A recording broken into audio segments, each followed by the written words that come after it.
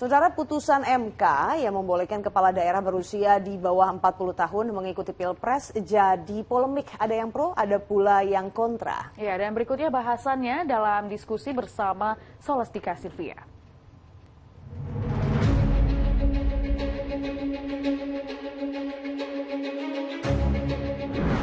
Putusan MK yang memperbolehkan kepala daerah berusia di bawah 40 tahun mengikuti Pilpres jadi sorotan publik. Apalagi di antara sesama hakim MK terdapat perbedaan pandangan yang cukup mendasar. Lalu mengapa putusan hakim MK ini terkesan inkonsisten? Kita diskusi. Sejak menapakkan kaki sebagai hakim konstitusi di gedung mahkamah ini pada tanggal 11 April 2017, atau sekitar 6,5 tahun yang lalu, baru kali ini saya mengalami peristiwa aneh yang luar biasa dan dapat dikatakan jauh dari batas penalaran yang wajar. Mahkamah berubah pendirian dan sikapnya hanya dalam sekelebat. Sebelumnya dalam putusan Mahkamah Konstitusi nomor 29 5155 tahun 2023, Mahkamah secara eksplisit, lugas dan tegas menyatakan bahwa ihwal usia dalam norma pasal 169 huruf Q Undang-Undang 7 2017 adalah wewenang pembentuk undang-undang untuk mengubahnya. Padahal sadar atau tidak, ketiga putusan tersebut menutup ruang adanya tindakan lain selain dilakukan oleh pembentuk undang-undang. Itu tadi dissenting opinion atau pendapat berbeda yang disampaikan Wakil Ketua Mahkamah Konstitusi Saldi Isra atas putusan MK yang memperbolehkan kepala daerah berusia di bawah 40 tahun menjadi calon presiden dan wakil presiden. Saldi merasakan inkonsistensi dari putusan yang sebelumnya sudah dibacakan oleh Hakim MK. Pada gugatan pertama yang diajukan PSI, MK menolak seluruh permohonan perihal gugatan menurunkan batas usia capres dan cawapres dari 40 tahun menjadi 35 tahun. Di gugatan kedua yang diajukan oleh Partai Garuda, MK kembali menolak seluruh permohonan. Di gugatan selanjutnya, lagi-lagi MK menolak seluruh permohonan. Barulah setelahnya, Mahkamah Konstitusi mengabulkan permohonan penggugat. MK memperbolehkan kepala daerah berusia di bawah 40 tahun menjadi calon presiden dan wakil presiden jika sudah berpengalaman sebagai kepala daerah. Nama Almas Zaki Biru mendadak jadi bahan perbincangan. Mahasiswa Universitas Surakarta itu adalah pemohon yang gugatannya dikabulkan oleh MK. Lalu seperti apa sosoknya? Ia adalah mahasiswa Fakultas Hukum Universitas Surakarta. Dan sontak nama Almas ini menjadi buah bibir di mana-mana setelah gugatannya soal batas usia 40 tahun capres dan cawapres dengan menambahkan frasa berpengalaman sebagai kepala daerah dikabulkan oleh MK.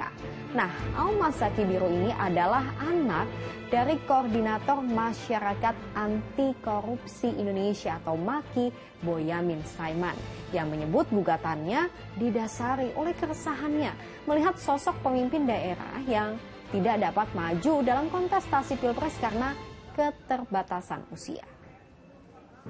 Saya turut prihatin karena banyak orang-orang yang mungkin memiliki potensi untuk maju tapi masih terhalang batas usia. Jadi pokok dari gugatan tersebut adalah memberikan jalan alternatif berupa pengecualian atau yang berpengalaman telah menjadi kepala daerah. Dengan putusan MK ini membuat kepala daerah muda kini bisa menjadi calon presiden dan calon wakil presiden. Salah satu nama yang santer disebut akan maju adalah Gibran Rakabuming Raka, putra sulung Presiden Joko Widodo. Lalu akankah Gibran mengambil golden ticket ini? Pengamat hukum tata negara Bivitri Susanti menyatakan putusan MK bersifat final dan dapat langsung diterapkan dalam Pilpres 2024. MK sendiri dalam putusannya sudah bilang bahwa ini berlaku dalam pemilu 2024, bukan 2029. Jadi udah langsung berlaku dalam arti Tadi malam tuh saya diskusi dengan Pak Idham ya, salah seorang anggota KPU. Mereka bilang KPU tuh udah siap sedia dengan draftnya dalam 3 hari ini sampai dengan mulai pendaftaran kan tanggal 19. Nah nanti peraturan KPU-nya akan langsung dikeluarkan untuk menindaklanjuti putusan MK ini. Pernyataan serupa juga ditegaskan oleh Komisi Pemilihan Umum. KPU menyatakan putusan MK bisa langsung diterapkan pada Pilpres 2024. Bahwa berdasarkan penjelasan pasal 10 ayat 1 Undang-Undang Nomor 8 Tahun 2011 tentang perubahan atas Undang-Undang Nomor 24 Tahun 2003 tentang Mahkamah Konstitusi, putusan Mahkamah Konstitusi bersifat final, yakni putusan Mahkamah Konstitusi langsung memperoleh kekuatan hukum tetap sejak diucapkan dan tidak ada upaya hukum yang dapat ditempuh. Namun meski bersifat final, KPU tetap akan terlebih dulu berkoordinasi dengan DPR dan pemerintah. Kami sampaikan perkembangan putusan Mahkamah Konstitusi tersebut dengan merujuk kepada norma yang ada di dalam amar putusan MK. Kami sampaikan kepada pemerintah dan kepada DPR dalam rangka untuk bagaimana sikap untuk menindaklanjuti putusan Mahkamah Konstitusi tersebut. Jadi sorotan publik, putusan MK yang dinilai dapat memuluskan langkah Gibran mengikuti kontestasi Pilpres ditanggapi langsung oleh Presiden Jokowi. Joko Widodo menegaskan sebagai presiden atau eksekutif tidak akan mencampuri kewenangan kekuasaan yudikatif. Mengenai putusan MK, silakan ditanyakan ke Mahkamah Konstitusi. Jangan saya yang berkomentar. Silakan juga pakar hukum yang menilainya. Saya tidak ingin memberikan pendapat atas putusan MK, nanti bisa disalah mengerti seolah-olah saya mencampuri kewenangan yudikatif. Putusan MK membuka peluang kepala daerah muda seperti Wali Kota Surakarta Gibran Rakabuming Raka mengikuti Pilpres 2024 mendatang. Terkait peluangnya maju dalam gelanggang Pilpres mendatang.